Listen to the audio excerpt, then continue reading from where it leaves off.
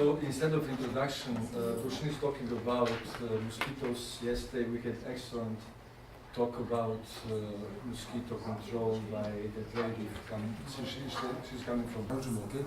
Just for your information, they are talking about mosquito control, and I'm the one who survived West Nile virus few years ago. That's true, so I can tell you how it looks like really. So who is interested in, okay, I will do it for free. It was let's say 5 years ago, something like that. Okay, just a few words about bilateral cooperation between Serbia and China. What is the background for this story? That is, yesterday, if you remember, I was talking about importance of networking, and then I mentioned Silk Road Agriculture, Education and Research Innovation Alliance. That is something which is launched by Chinese partner, Northwest University Yangling. In China, it was 2 years ago, in November 2016, and I had the opportunity to participate that event, and it was really very interesting. So this consortium comprising universities and research institutes, first of all in universities as well as single faculties, first of all from agriculture, from Euro-Asia countries and along so-called New Silk Road. I do hope that you are familiar with the background of Silk Road, and it looks like from China, exactly Xi'an. This is position of this Yangling University, and that Xi'an, I'm not sure if you heard, just for information, that is a kind of village with of 12 million people. So that's it, just for your information. And the main goal of this association is improving international collaboration in research and higher education. So as far as I'm concerned, as far as I noticed, that is very promising network, and I do hope that will be very fruitful cooperation.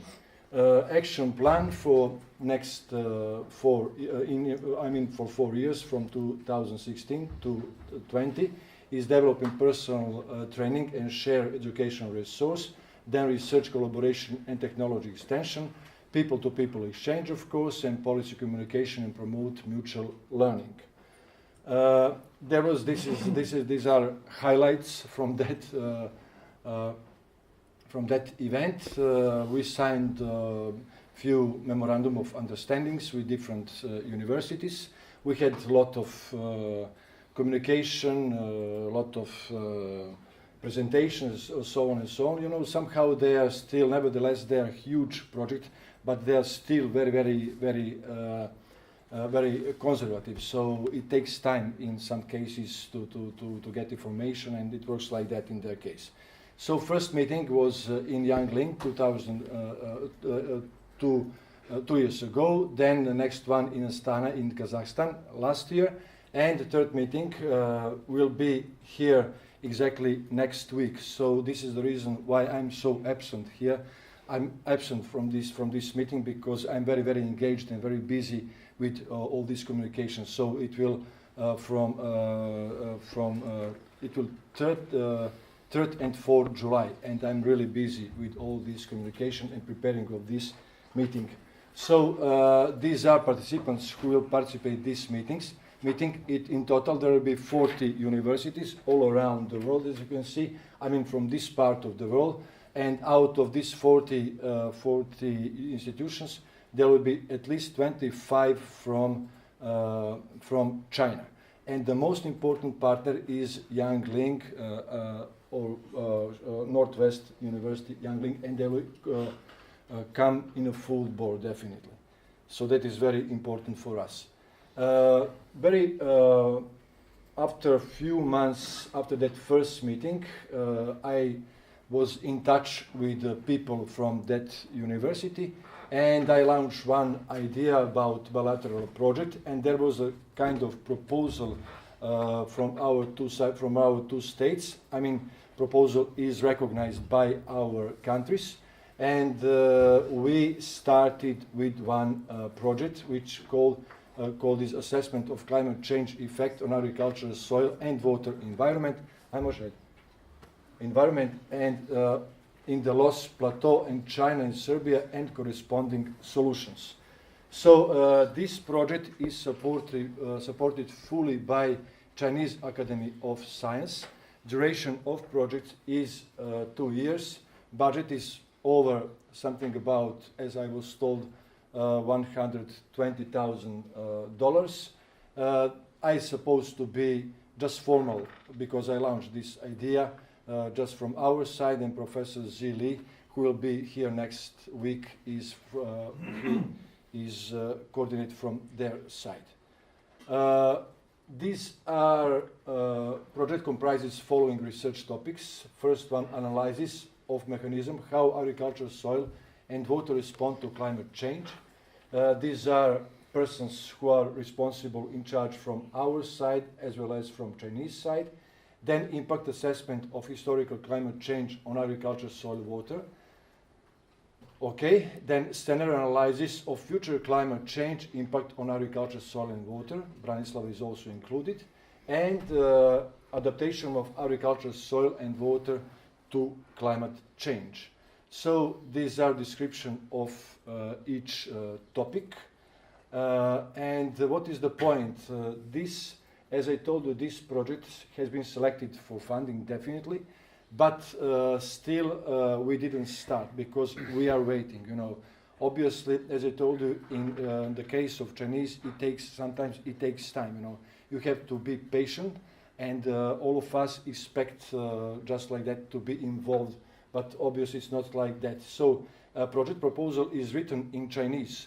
So we have no that version, but nevertheless, I was told that they are completely sure that it will be selected for funding, no doubt, but we have to be patient. So that's it about that project. So we are waiting, and next week we will have opportunity to discuss about all these activities. You know, obviously China is a huge country, and you should be in queue, but all of us, we hate queuing, you know, especially if you're talking about financing. There are also other activities between China and our country.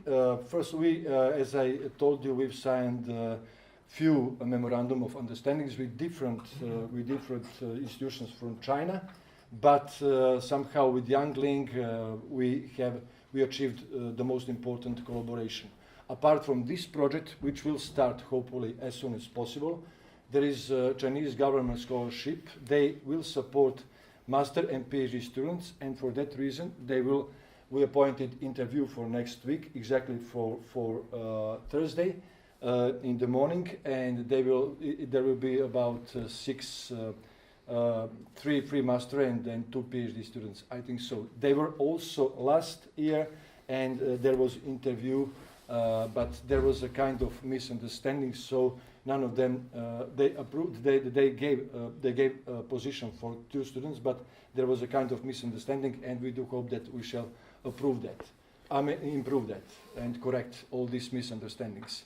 Also, we are interested to engage our students to come here, because, as I told you yesterday, we focused mainly on that part of the world: China, Kazakhstan, former Republic, Russia, former Republic of Soviet Union.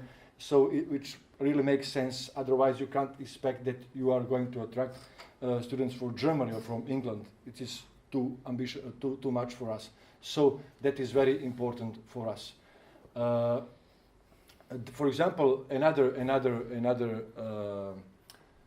activity is they organize soil erosion forum also in Yangling in September, and they ask me to select one younger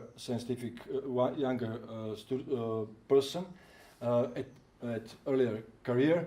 And I asked, Svetlana has applied, and they accepted her application.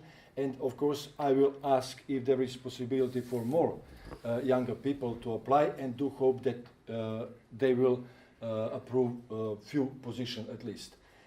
They asked me to give keynote lecture at that meeting.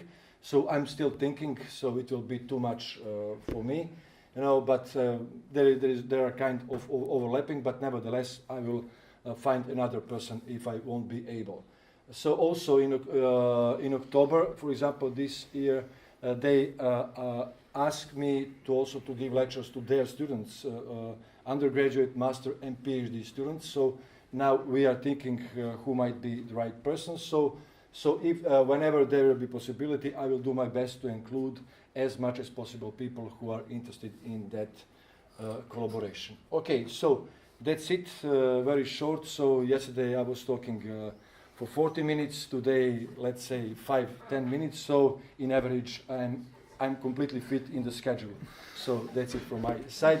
So whoever is interested in this Chinese story, I'm here to give more information, and of course about West Nile virus, as I told you, instead of introduction.